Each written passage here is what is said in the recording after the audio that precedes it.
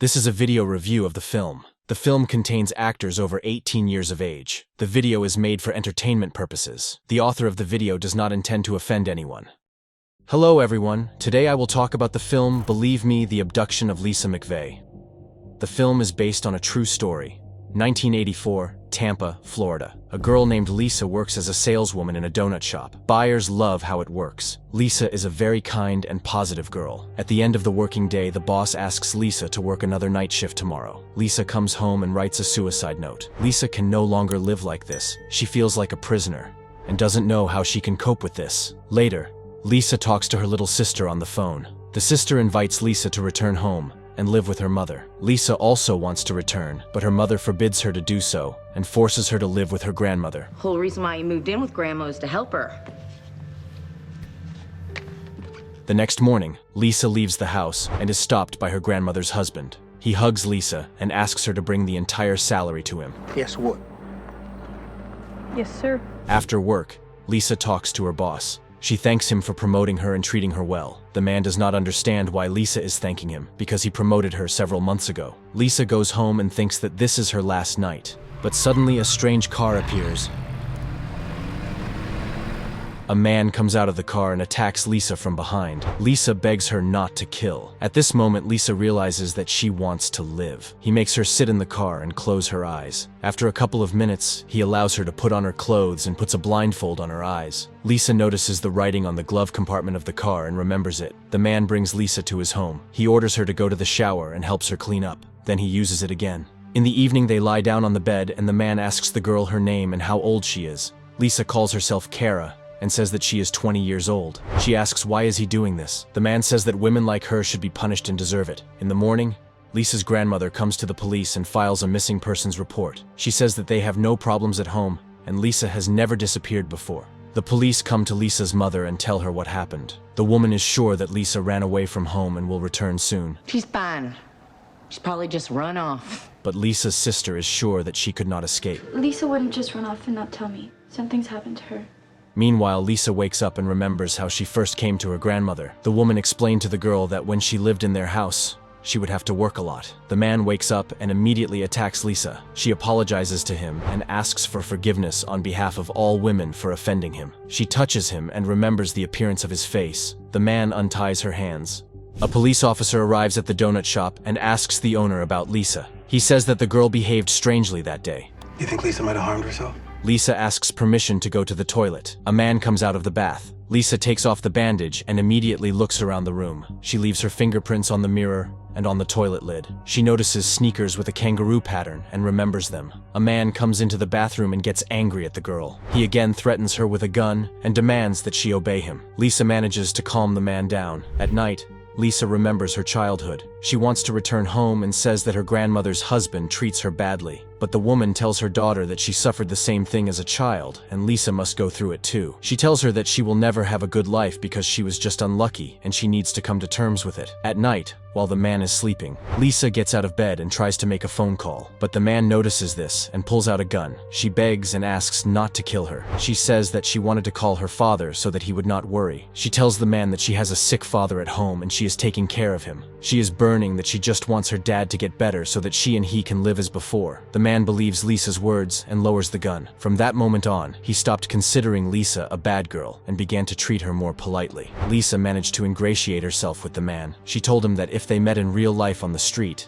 she would like him. She tells him that she doesn't think he's a bad person. But in the evening, the man watches the news and learns that the police are looking for him. He decides to get rid of the girl. He ties her hands again and drags her into the car. On the way, Lisa tries to remember every turn and every traffic light. The car stops at a gas station, and Lisa cuts her finger and leaves a bloody mark on the car seat. She tries to open the door, but the man notices it. He brings Lisa to a deserted place. Lisa asks him to spare her. She doesn't want to die. The man unties her hands and asks her to sit there for 5 minutes, until he moves far enough away. He asks to tell the police that he was dark-skinned and short. He apologizes to her for what he did to her and leaves. Lisa takes off her blindfold and sees a huge tree in front of her. She gets up and runs as fast as she can. The man notices that the girl has run away and changes his mind about letting her live. He realizes that he made a mistake and goes after her. He tries to find her, but he fails. In the morning, Lisa comes home and tells her grandmother about everything.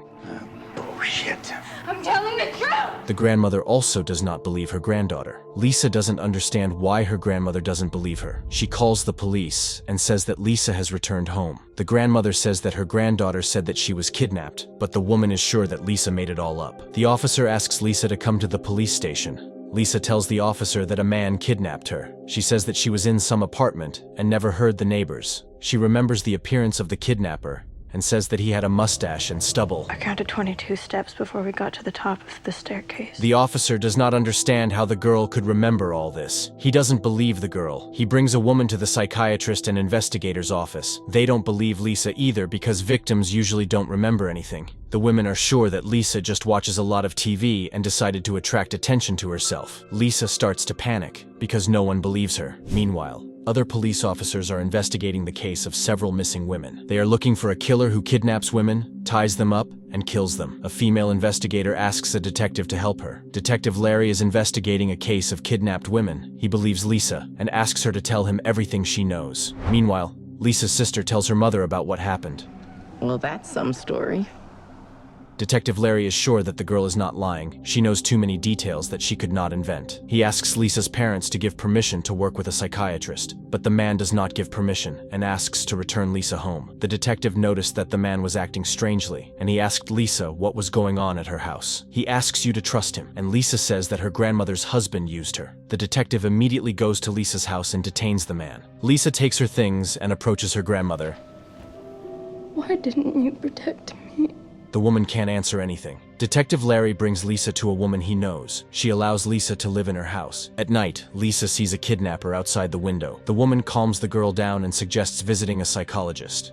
Lisa told the detective that she left a lot of evidence in the kidnapper's house and remembered his face. They make an identikit. Larry thinks the man who kidnapped Lisa is Bob Joe. This is the killer they are looking for. He asks the head of the police station to do an examination and check Liza's clothes, but the boss doesn't want to allocate money for this because he doesn't believe that Lisa is telling the truth. Larry is willing to pay for the examination. Larry asks Lisa to show her the place where the kidnapper freed her. The girl remembers the entire route and leads the police to a large tree. Thanks to Lisa, the search for the criminal has narrowed. Detectives found red fabric fibers on Lisa's clothing, which were also found on the clothing of other victims. This proves that Lisa is the first surviving victim. We have a witness. Detective Larry is worried that Lisa can't sleep, and he's afraid that Bob Joe might come back for her. The detective introduces Lisa to his daughter, and they go to a restaurant together. The detective wants to distract the girl and cheer her up a little. Lisa is very grateful to him for this. The police begin searching for the criminal in the area indicated by Lisa. A few days later, a police officer notices a car that matches the description. The detective begins the pursuit. In the evening, the criminal is detained.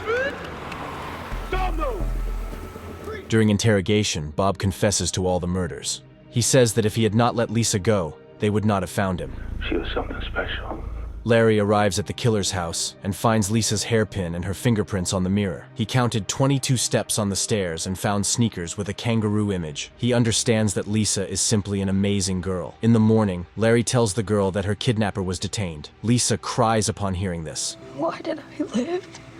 I shouldn't have lived. Larry says she shouldn't cry because she's not a victim. He tells Lisa that she is a hero who saved many women. He takes Lisa out of the room, and all the police begin to applaud the little girl who was able to stop the dangerous criminal.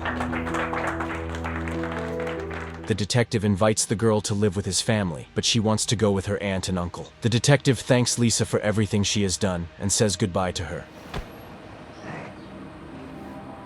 Thank you for believing me. Lisa starts a new happy life and sends a letter to her mother. She proved to her mother that her life could be happy. The real Lisa now works in the police and helps other girls like she used to be, and Detective Larry is still her friend. And this is where the film ends. Write your opinion about this in the comments. Like the video, subscribe to the channel, and click on the bell to be the first to watch new videos.